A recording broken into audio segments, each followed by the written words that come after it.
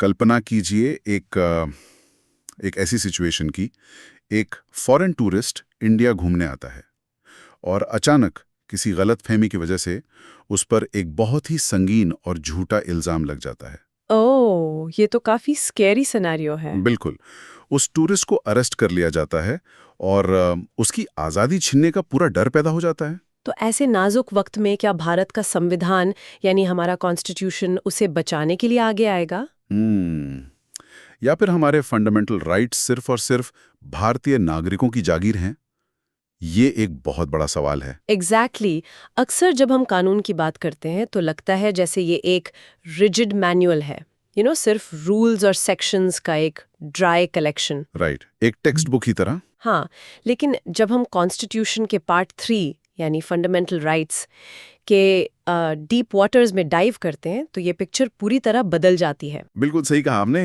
ये राइट सिर्फ इंक और पेपर नहीं है, ये किसी भी आजाद सोसाइटी की एक धड़कन है। तो इसलिए आज के इस डीप डाइव में हमारा स्वागत है सभी का।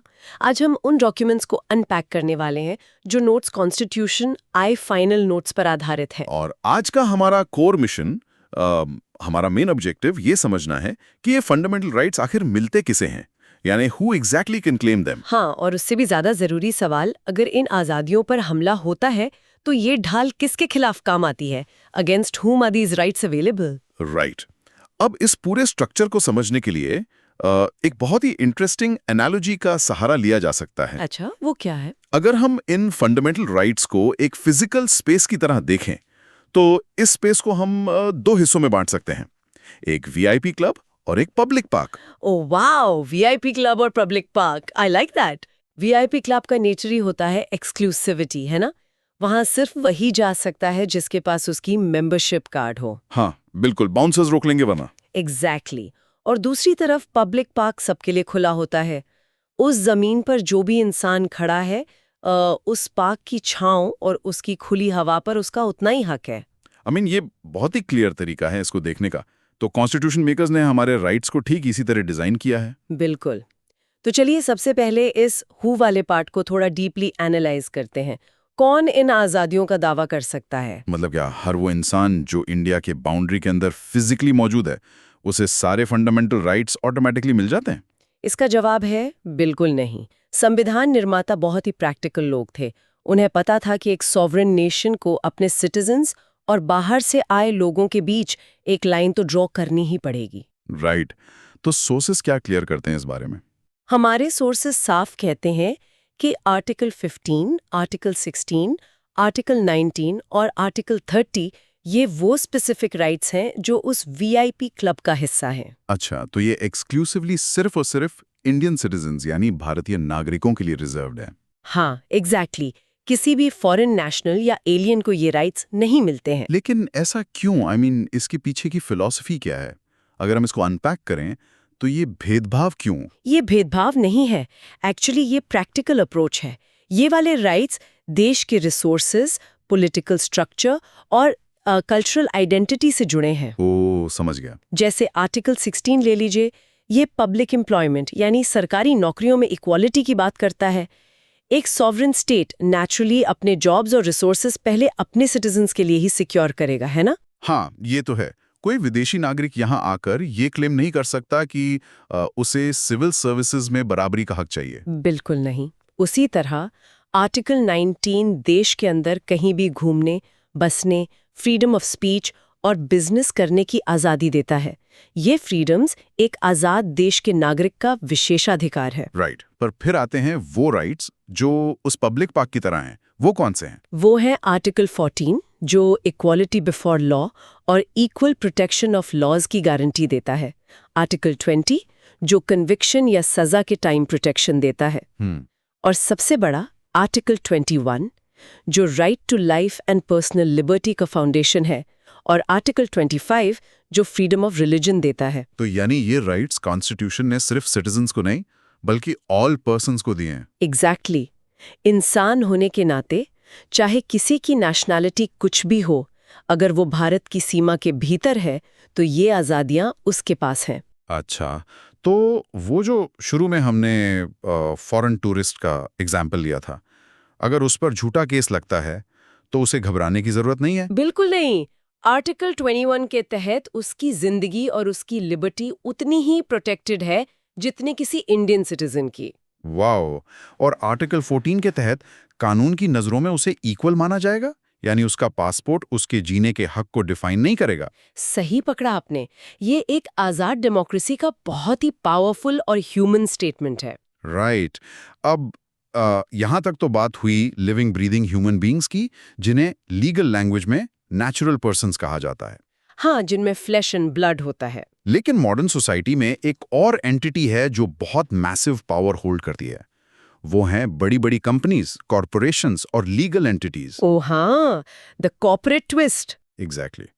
तो मेरा सवाल ये है कि क्या एक लीगल कंपनी भी आम इंसान की तरह कोर्ट में जाकर फंडामेंटल राइट्स की मांग कर सकती है? ये पॉइंट सोर्सेज में बहुत ही क्लियरली सामने आता है। कानून कंपनियों को लीगल पर्सन्स मानता है। उनका एग्जिस्टेंस सिर्फ पेपर पर होता है। राइट। उनके पास नेचुरली फ्लैश और ब्लड तो नहीं होता। इसीलिए सोर्सेज एक्सप्लिसिटली क्लियर करते हैं कि आर्टिकल 19 के तहत दी गई आज़ादी सिर्फ नेचुरल पर्सन्स को मिलती है, लीगल पर्सन्स को नहीं। अच्छा, तो एक कंपनी खुद कोर्ट के सामने खड़ी होकर ये नहीं बोल सकती कि मेरा फ्रीडम ऑफ स्पीच वायलेट हो गया है या मेरा बिजनेस करने का राइट छीन लिया गया है? टेक्निकली नहीं बोल सकती। सुनने में ये लॉजिकली बिल्कुल ठीक लगता है ना? हाँ, लगता तो है।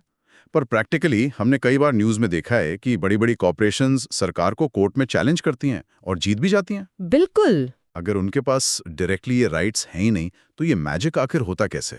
यहाँ कॉन्स्टिट्यूशन में एक बहुत ही ब्रिलियंट लूप होल या कहीं एक प्रोटेक्टिव मैकेनिज्म सामने आता है, जिसे सुप्रीम कोर्ट ने बैंक नेशनलाइजेशन केस और न्यूज़पेपर्स केस में क्लियरली डिफाइंड किया। अच्छा, वो क्या? इसको समझने के लिए एक मास्क की एनालॉजी यूज करते हैं। एक कंपनी बेसिकली एक लीगल मास्क है। इस मास्क की अपनी कोई फीलिंग्स या अपने कोई फंडामेंटल राइट्स नहीं है। ठीक है। लेकिन इस मास्क के ठीक पीछे कौन बैठा है?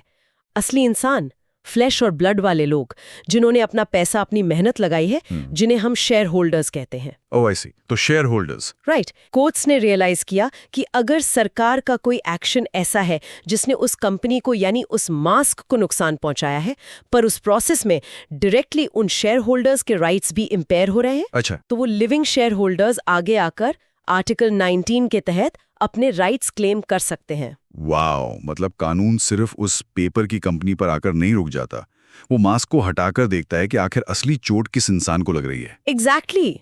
अगर स्टेट किसी न्यूज़पेपर कंपनी पर ऐसे रिस्ट्रिक्शंस लगा दे कि उसका बिजनेस बंद होने की कगार पर आ जाए, तो उस न्यूज़पेपर के शेयर होल्डर्स कोर्ट जाकर क्लेम कर सकते हैं। वो बोल सकते हैं कि कंपनी के बने रहने से हमारा fundamental right to free speech और राइट टू बिजनेस जुड़ा हुआ है। सही बात है। शेयर होल्डर्स अपने फंडामेंटल राइट्स सिर्फ इसलिए लूज नहीं कर देते क्योंकि उन्होंने मिलकर बिजनेस करने के लिए एक कंपनी फॉर्म कर ले। ये कॉर्पोरेट और कॉन्स्टिट्यूशनल लॉ का एक बेहद खूबसूरत इंटरसेक्शन है, जहां अल्टीमेट जीत हमेशा असली इंसान की आज़ादी की होती है। बिल्कुल। तो अब ये फ्रेम तो सेट हो गया कि दावा कौन करेगा। सिटीजन्स करेंगे, कुछ केसेस में एलियंस करेंगे और कॉरपोरेशंस के पीछे बैठे शेयर होल्डर्स करेंगे। राइट। लेकिन अब आते हैं हमारे दूसरे सबसे बड़े सवाल पर। ये आज़ादियां किसके खिलाफ हैं? Against whom? ये बहुत इंटरेस्टिंग पार्ट है। सोचिए, अगर मेरे घर का रसोइया मुझे खाना देने से मना कर दे, तो क्या मैं सुप्रीम कोर्ट जाकर कहूंगा कि मेरा फंडामेंटल राइट वायलेट हो गया? हाँ, नहीं, बिल्कुल नहीं। इन अधिकारों को इन्वोक करने के लिए सामने एक प्राइमरी ओपोनेंट होना चाहिए, और वो प्राइमरी ओपोनेंट है द स्टेट, यानी राज्य या सरकार। अच्छा, इस कॉन्सेप्ट को ही लीगल दुनिया में वर्टिकल एप्लीकेशन कहा जाता है, राइट? हाँ, इसको वर्टिकल इसलिए कहते हैं क्योंकि पावर डायनेमिक ऊपर से नीचे की तरफ है। स्टेट सबसे ऊपर बैठा है, जिसके पास बेहिसाब रिसोर्सेज हैं, पुलिस है, आर्मी है, अथॉरिटी है। और आम सिटीजन उस हायरार्की में नीचे है, जो रिलेटिवली पावरलेस है। एग्जैक्टली। तो फंडामेंटल राइट्स वो इनविजिबल ढाल हैं जो उस ऊपर बैठे स्टेट की पावर को नीचे वाले इंसान को कुचलने से रोकते हैं। लेकिन इस स्टेट को डिफाइन कैसे किया जाए? क्या सिर्फ न्यू दिल्ली में बैठी सेंट्रल गवर्नमेंट ही स्टेट है? अगर डेफिनेशन इतनी नैरो होती तो आज़ादी बहुत खतरे में पड़ जाती। इसलिए कॉन्स्टिट्यूशन का आर्टिकल 12 स्टेट को बहुत ही वाइडली डिफाइन करता है। उसमें क्या क्या आता है? इसमें गवर्नमेंट ऑफ इंडिया, पार्लियामेंट, सारी स्टेट गवर्नमेंट्स, उनकी लेजिस्लेचर्स और तमाम लोकल अथॉरिटीज शामिल हैं। लोकल अथॉरिटीज जैसे कि म्यूनिसिपैलिटी, डिस्ट्रिक्ट बोर्ड्स या गांव की पंचायत? हाँ, जिसके पास भी कानून बनाने की या उसे जबरदस्ती लागू करने की पावर है, वो आर्टिकल 12 के दायरे में आता है। लेकिन ठीक यहीं से केस लॉ का एक बहुत ही जबरदस्त और प्रोफाउंड एवोल्यूशन शुरू होता है। राइट। आर्टिकल 12 में एक टर्म यूज किया गया था, अदर अथॉरिटीज, यानी अन्य प्राधिकारी। राइट। और शुरुआती दशकों में कोर्ट्स का नजरिया थोड़ा कंजर्वेटिव था। उन्हें लगता था कि सिर्फ वही इंस्टीट्यूशंस स्टेट हैं जो डायरेक्टली सॉवरेन फंक्शन करते हैं। लेकिन जैसे जैसे आज़ाद भारत आगे बढ़ा, इकोनॉमी एक्सपैंड हुई, वेलफेयर स्टेट का कॉन्सेप्ट बढ़ा। बिल्कुल, सरकार ने सिर्फ टैक्स कलेक्ट करने या देश की रक्षा करने तक खुद को सीमित नहीं रखा। सरकार ने इलेक्ट्रिसिटी बोर्ड्स बनाए, ट्रांसपोर्ट कॉरपोरेशंस बनाए, नई नई सोसाइटीज और कंपनीज फॉर्म करनी शुरू कर दी। अब सोचे, अगर स्टेट की डेफिनेशन पुरानी और छोटी रह जाती तो सरकार किसी भी प्राइवेट लगने वाली कंपनी के थ्रू सिटीजन्स का एक्सप्लॉयटेशन कर सकती थी। हाँ, और आराम से कोर्ट में कह सकती थी कि अरे हम कहाँ कुछ कर रहे हैं, ये तो एक इंडिपेंडेंट कंपनी कर रही है, इस पर आर्टिकल 12 अप्लाई ही नहीं होता। एग्जैक्टली। इस बहुत बड़े लूप होल को हमेशा के लिए सील करने का काम किया 1979 के लैंडमार्क एयरपोर्ट अथॉरिटीज केस ने। हाँ, उस केस में सुप्रीम कोर्ट ने एक डीप फिलॉसफी को एम्ब्रेस करते हुए एक नया बेंचमार्क एस्टैब्लिश किया, जिसे कहते हैं एजेंसी और इंस्ट्रूमेंटैलिटी टेस्ट। ये टेस्ट कैसे काम करता है? कोर्ट ने डिसाइड किया कि हम सिर्फ फसाद नहीं देखेंगे, हम ये नहीं देखेंगे कि कोई बॉडी पेपर पर एक प्राइवेट सोसाइटी है या स्टैट्यूटरी कॉरपोरेशन है, हम उसके ओरिजिन और उसके ट्रू कंट्रोलर को ढूंढेंगे। अच्छा, यानी अगर किसी संस्था का पूरा खर्चा सरकार उठा रही है, उनके पास मैसिव फाइनेंशियल रिसोर्सेज वहां से आ रहे हैं, या सरकार का उस पे डीप एंड परवेजिव कंट्रोल है। एग्जैक्टली, यानी डे टू डे काम में सरकार की सीधी दखलंदाजी है, या फिर वो संस्था किसी पब्लिक इंपॉर्टेंस का फंक्शन परफॉर्म कर रही है। तो उसका मास्क चाहे जो भी हो, अंदर से वो स्टेट ही मानी जाएगी। वाओ, सही बात है। और इस टेस्ट को और सॉलिडिफाई किया गया 1981 के अजय हसिया वर्सेस खालिद मुजीब केस में। इस केस में क्या हुआ था? इस केस में एक रजिस्टर्ड सोसाइटी को सामने लाया गया। अब आइडियली एक सोसाइटी तो प्राइवेट इंडिविजुअल्स भी बनाते हैं, राइट। लेकिन क्योंकि उस सोसाइटी की सारी फंडिंग और उसका पूरा एडमिन कंट्रोल प्योरली गवर्नमेंट का था, कोर्ट ने उसे बिना किसी डाउट के आर्टिकल 12 के अंदर स्टेट घोषित कर दिया। इसका फिलॉसफिकल मीनिंग बहुत डीप है। आई मीन, सरकार अपने एक्शंस को आउटसोर्स करके अपनी कॉन्स्टिट्यूशनल रिस्पॉन्सिबिलिटी से हाथ नहीं झाड़ सकती। पावर जहां से फ्लो हो रही है, कॉन्स्टिट्यूशनल अकाउंटेबिलिटी भी वहीं तक जाएगी। बहुत खूबसूरत तरीके से समझाया आपने। अच्छा, वैसे इसी स्टेट की डेफिनेशन में एक और बेहद नाजुक सवाल आता है। अच्छा, वो क्या? क्या हमारी जुडिशरी, यानी वो अदालतें जो खुद इन फंडामेंटल राइट्स की सबसे बड़ी रक्षक हैं, क्या वो खुद भी स्टेट की डेफिनेशन में आती हैं? ये एक पैराडॉक्स जैसा लगता है। शुरुआत में Naresh v state of Maharashtra case में ये स्टैंड था कि जुडिशरी इस दायरे से बाहर है। लेकिन कानून हमेशा इवॉल्व करता है, राइट? बिल्कुल। फिर आया AR अंतुलय V RS नायक केस 1988 में। इसने पैराडाइम को थोड़ा शिफ्ट किया। सुप्रीम कोर्ट ने ऑब्जर्व किया कि अगर कोई कोर्ट एक ऐसी जुडिशियल ऑर्डर पास कर दे जो अपने आप में किसी नागरिक के फंडामेंटल राइट्स का वायलेशन करती हो, अच्छा, तो उस स्पेसिफिक एक्सटेंट तक, उस स्पेसिफिक रेफरेंस में जुडिशरी को भी आर्टिकल 12 के तहत स्टेट माना जा सकता है। ये दिखाता है कि हमारे डेमोक्रेटिक सिस्टम में पावर किसी के पास भी एब्सोल्यूट नहीं है। हर पिलर ऑफ स्टेट, चाहे एग्जीक्यूटिव हो, लेजिस्लेटिव हो या खुद जुडिशरी हो, एक चेक्स एंड बैलेंसेस के ग्रैंड सिस्टम का हिस्सा है। एग्जैक्टली। तो वर्टिकल एप्लीकेशन तो एकदम क्लियर हो गई। सरकार हमारा प्राइमरी ओपोनेंट है और कॉन्स्टिट्यूशन हमारी बुलेट प्रूफ ढाल। लेकिन एक मिनट रुककर सोचिए, क्या हमारी आज़ादियों को सिर्फ सरकार से खतरा है? आई मीन, अगर सरकार को कंट्रोल कर लिया गया तो क्या सोसाइटी में हर कोई आज़ाद महसूस करेगा? ये बहुत ही प्रोफाउंड पॉइंट है।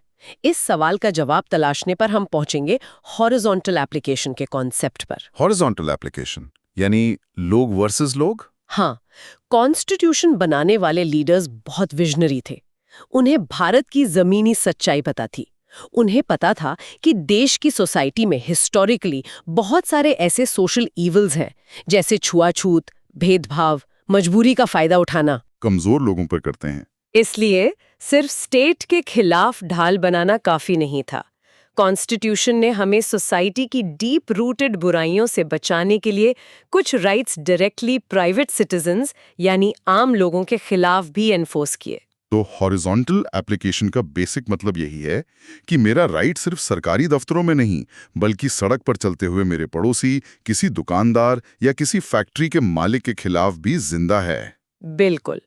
इसमें सबसे प्रोमिनेंट है आर्टिकल 15 क्लॉज 2, जो साफ कहता है कि दुकानों, पब्लिक रेस्टोरेंट्स, होटल्स या पब्लिक वेल्स और घाट्स पर कोई प्राइवेट इंसान किसी दूसरे इंसान के साथ धर्म या जाति के आधार पर भेदभाव नहीं कर सकता। फिर आता है आर्टिकल 17, जिसने अनटचेबिलिटी यानी छुआछूत को हमेशा के लिए अबॉलिश कर दिया। हाँ, और आर्टिकल 18 जो सोशल हायरार्की क्रिएट करने वाले टाइटल्स पर रोक लगाता है। और सबसे इम्पैक्ट मेकिंग है आर्टिकल 23 और आर्टिकल 24, जो ह्यूमन ट्रैफिकिंग, फोर्स्ड लेबर जिसे बिगाड़ कहते हैं, और फैक्ट्रीज में बच्चों के काम करने पर स्ट्रिक्ट प्रोहिबिशन लगाते हैं। बिल्कुल। और आर्टिकल 23 को डीपली समझाने के लिए सोर्सेज एक बहुत ही हिस्टोरिकल और आई ओपनिंग एग्जाम्पल देते हैं।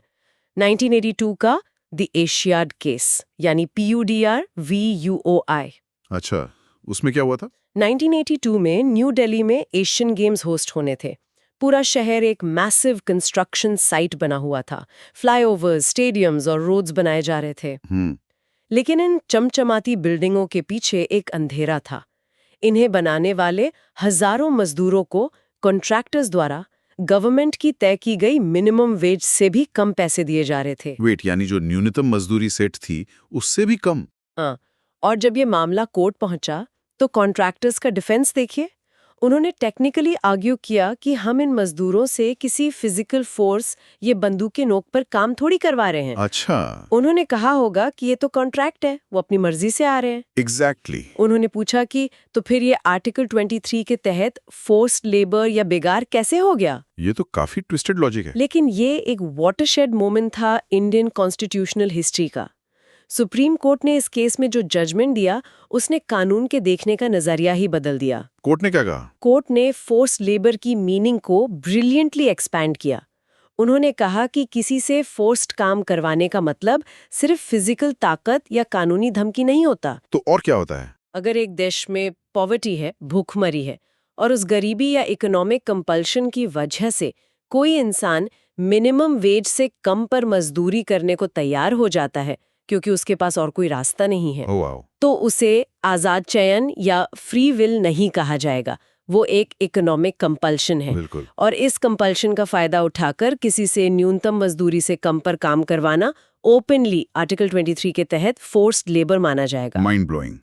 इस हॉरिजॉन्टल एप्लीकेशन की डेप्थ को समझिए जरा। कॉन्स्टिट्यूशन ने बेसिकली प्राइवेट कॉन्ट्रैक्टर्स, अमीर बिजनेस ओनर्स और हर उस प्राइवेट अथॉरिटी से कह दिया कि आप किसी ह्यूमन बीइंग की मजबूरी का फायदा उठाकर उसका शोषण नहीं कर सकते। बिल्कुल सही। कानून सिर्फ पेपर पर इक्वालिटी इंश्योर नहीं करता, वो सड़क पर, कंस्ट्रक्शन साइट पर सोशल और इकोनॉमिक जस्टिस डिलीवर करने का इंस्ट्रूमेंट बन गया है। अब तक तो सारी चीजें बिल्कुल सॉलिड लग रही हैं। नॉर्मल हालातों में कॉन्स्टिट्यूशन एक मजबूत किले की तरह खड़ा है। सरकार के कंट्रोल से लेकर प्राइवेट एक्सप्लॉयटेशन तक सबको टैकल कर रहा है। लेकिन हर सिस्टम का एक अल्टीमेट स्ट्रेस टेस्ट होता है ना? हाँ, क्या होगा जब देश पर एक ऐसी आफत आ जाए जहां स्टेट का वजूद ही खतरे में पड़ जाए? क्या तब भी ये फंडामेंटल राइट्स उसी ताकत से टिके रहते हैं? ये सवाल हमें ले जाता है सस्पेंशन ड्यूरिंग इमरजेंसी के डार्क एंड इंटेंस टेरिटरी में। जब एक नेशनल इमरजेंसी डिक्लेयर होती है तो आम कानून और आम हालात पीछे छूट जाते हैं, राइट? बिल्कुल। संविधान खुद आर्टिकल 358 के तहत एक ऑटोमेटिक स्विच देता है। जैसे ही इमरजेंसी लगती है, आर्टिकल 19 के तहत मिलने वाली आज़ादियां जैसे freedom of speech, assembly, movement, ये सब ऑटोमेटिकली सस्पेंड हो जाती हैं। लेकिन सिचुएशन इससे भी ज्यादा एक्सट्रीम हो सकती थी आर्टिकल 359 की वजह से। हाँ, ओरिजिनल कॉन्स्टिट्यूशन में आर्टिकल 359 प्रेसिडेंट को ये एब्सोल्यूट पावर देता था कि वो एक सेपरेट ऑर्डर पास करके बाकी बचे हुए किसी भी फंडामेंटल राइट को कोर्ट में लागू करवाने का हक सस्पेंड कर सकते हैं। वेट, यानी राइट शायद पेपर पर एग्जिस्ट करे, पर अब उसकी रक्षा के लिए कोर्ट का दरवाजा नहीं खटखटा सकते। Exactly. Right to move court ही सस्पेंड हो जाता था। और इस पावर का सबसे भयंकर, सबसे ट्रॉमेटिक टेस्ट हुआ 1975 की नेशनल इमरजेंसी में। जिसे हमारे sources the dark phase of Indian democracy कहते हैं। उस दौरान सरकार ने पॉलिटिकल अपोनेंट्स और आम लोगों को थाउजेंड्स की संख्या में अरेस्ट किया, वो भी बिना किसी फॉर्मल चार्ज के। राइट। और मामला पहुंचा देश की सबसे बड़ी अदालत में, द एडीएम जबलपुर केस 1976 में, जिसे हेबियस कार्पस केस भी कहा जाता है। यहाँ कोर सवाल ये था कि क्या इमरजेंसी के आदेश के बाद एक नागरिक अपनी इल्लीगल अरेस्ट के खिलाफ हेबियस कॉर्पस इन्वोक कर सकता है, या क्या right to life and liberty भी पूरी तरह सस्पेंड हो गए हैं। और यहाँ सुप्रीम कोर्ट के एक 5 जज बेंच ने जो जजमेंट दिया, वो आज तक डिस्कस होता है। मेजॉरिटी यानी 4 जजेस ने डिसाइड किया कि हाँ, इमरजेंसी के दौरान रूल ऑफ लॉ पूरी तरह सस्पेंड हो जाता है। यानी उन्होंने मान लिया कि स्टेट की सर्वाइवल सबसे ऊपर है, और अगर पुलिस किसी को भी इल्लीगली जेल में डाल दे तो अदालतें मदद नहीं कर सकती हैं। बिल्कुल। एक तरह से कोर्ट्स ने प्रैक्टिकली आम नागरिक के प्रति अपनी पावर रिलिंक्विश कर दी थी। लेकिन उस पूरे अंधेरे में एक ऐसी आवाज थी जो अकेली थी, पर वो आजादी की हिस्ट्री में हमेशा के लिए अमर हो गई। वो था जस्टिस एच.आर. खन्ना का हिस्टोरिकल डिसेंट। यस, उन्होंने मेजॉरिटी के अगेंस्ट जाकर एक डिसेंटिंग ओपिनियन लिखा। उन्होंने बहुत ही क्लियर और प्रोफाउंड तरीके से कहा कि राइट टू लाइफ यानी जीने का और अपनी पर्सनल लिबर्टी का हक किसी कॉन्स्टिट्यूशन का बनाया हुआ नया गिफ्ट नहीं है। हाँ, ये एक इंसान का नेचुरल इनहेरेंट हक है, जो स्टेट या कॉन्स्टिट्यूशन से भी पहले एग्जिस्ट करता था। एग्जैक्टली। कोई भी इमरजेंसी, कोई भी एग्जीक्यूटिव ऑर्डर एक आजाद सोसाइटी से रूल ऑफ लॉ को खत्म नहीं कर सकता। बिना ट्रायल के किसी को भी जेल में रखना डायरेक्टली टायरनी है, और अदालत इस पे चुप नहीं रह सकती। हालांकि उस वक्त वो डिसेंट मेजॉरिटी जजमेंट नहीं बन पाया, लेकिन हिस्ट्री ने जस्टिस खन्ना को सही साबित किया। इमरजेंसी खत्म होने के बाद देश ने रियलाइज किया कि एग्जीक्यूटिव पावर में कितना भयानक डेंजर छुपा हो सकता है। इसी डार्क फेज से लेसन लेते हुए 1978 में 44th अमेंडमेंट एक्ट लाया गया। इस कॉन्स्टिट्यूशन अमेंडमेंट ने एक फूल प्रूफ, अनब्रेकेबल सेफगार्ड बना दिया। उस सेफगार्ड में क्या था? इसने परमानेंटली ये लिख दिया कि आगे चलकर चाहे देश में किसी भी तरह की इमरजेंसी क्यों ना लगी हो, चाहे हालात कितने ही खराब क्यों ना हो। अच्छा। आर्टिकल 20 जो प्रोटेक्शन अगेंस्ट आर्बिट्रेरी कन्विक्शन है, और आर्टिकल 21 यानी right to life and personal liberty, इनको कभी भी किसी भी हालत में सस्पेंड नहीं किया जा सकता। वाओ, ये तो एक परमानेंट शील्ड बन गई। और फाइनली इस जस्टिस को फॉर्मल क्लोजर मिला सालों बाद 2017 में। हाँ, जस्टिस के.एस. पुट्टास्वामी केस में, जिसे commonly right to privacy case कहा जाता है, उसमें एक 9 जज बेंच ने यूनानिमसली एडीएम जबलपुर के उस पुराने डार्क जजमेंट को फॉर्मली ओवररूल कर दिया। सुप्रीम कोर्ट ने फॉर्मली एक्सेप्ट किया कि उस वक्त की मेजॉरिटी गलत थी, और जस्टिस खन्ना का डिसेंटिंग व्यू ही आजाद भारत का ट्रू कॉन्स्टिट्यूशनल एसेंस था। इन सब कड़ियों को जोड़ने पर एक अल्टीमेट सच सामने आता है। चाहे सरकार की ताकत जितनी बड़ी हो जाए, चाहे सोसाइटी में क्राइसिस कितना भी डीप हो, रूल ऑफ लॉ और एक इंडिविजुअल की लाइफ एंड डिग्निटी को कोई इरेडिकेट नहीं कर सकता। तो आज के इस डीप डाइव में हमने पूरे लैंडस्केप को मैप किया। हमने वीआईपी क्लब और पब्लिक पार्क के जरिए देखा कि कौन दावा कर सकता है सिटीजन्स यूनिवर्सली, एलियंस पार्शली और मास के पीछे छुपे शेयर होल्डर्स इनडायरेक्टली। राइट। हमने 10 स्टेट के टावरिंग स्ट्रक्चर को आर्टिकल 12 के डीप डेफिनेशंस और एजेंसी और इंस्ट्रूमेंटैलिटी टेस्ट के जरिए डीकंस्ट्रक्ट किया। उसके बाद हमने हॉरिजॉन्टल एप्लीकेशन की स्ट्रेंथ को एशियाद केस में समझा, जहां कोर्ट ने इकोनॉमिक कंपल्शन को बेकार मानकर सोसाइटी के एक्सप्लॉयटेशन को चैलेंज किया। और अंत में हम इमरजेंसी के उस अल्टीमेट टेस्ट से गुजरे, जहां राइट टू लाइफ ने एक अमृत जैसी आइडेंटिटी पाई, जिसे कोई इमरजेंसी नहीं मार सकती। एक कॉन्स्टिट्यूशन कोई स्टैटिक चीज नहीं है, ये कंटिन्यूसली इवॉल्व कर रहा है, क्योंकि सोसाइटी इवॉल्व कर रही है।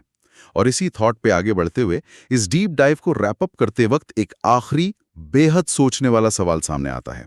ओह, मैं सुनने के लिए बहुत एक्साइटेड हूँ। वो क्या है? आज का दौर इंडस्ट्रियल फैक्ट्री का नहीं, एल्गोरिदम और डेटा का दौर है। आज हमारी बातचीत, हमारा न्यूज कंजम्पशन, इंटरनेट एक्सेस, जिसे अनुराधा भासिन केस में आर्टिकल 19(1)(a) के तहत फंडामेंटल राइट का दर्जा मिल चुका है। बिल्कुल। ये सब किसी इलेक्टेड सरकार के कंट्रोल में नहीं, बल्कि ग्लोबल प्राइवेट टेक जायंट्स और उनके ब्लैक बॉक्स एल्गोरिदम्स के हाथ में है। वो डिसाइड करते हैं कि आपकी आवाज कहां तक जाएगी और कहां सप्रेस होगी। Wow, that is deeply concerning. तो ऐसे में सवाल यह है कि जैसे 1979 में एयरपोर्ट अथॉरिटी केस ने गवर्नमेंट कॉर्पोरेशंस को स्टेट घोषित करके कानून के दायरे में ला दिया था, क्या आने वाले वक्त में हमारे फंडामेंटल राइट्स की रक्षा के लिए इन बड़ी प्राइवेट टेक कंपनीज को भी आर्टिकल 12 की स्टेट की डेफिनेशन में एक्सपैंड करना पड़ेगा? ये एक बहुत ही प्रोफाउंड कॉन्स्टिट्यूशनल चैलेंज है। क्या अब वक्त आ गया है कि एक नया कॉन्स्टिट्यूशनल एवोल्यूशन हो, जहां आज़ादी सिर्फ सरकार के आदेशों से ही नहीं, बल्कि कोड रन करने वाली प्राइवेट एल्गोरिदम्स से भी सेफ रखी जाए? एग्जैक्टली इस सवाल पर हम सबको सोचना पड़ेगा। आज के इस डीप डाइव में इस डिटेल एक्सप्लोरेशन का हिस्सा बनने के लिए आप सभी का बहुत बहुत शुक्रिया। Keep questioning, keep exploring.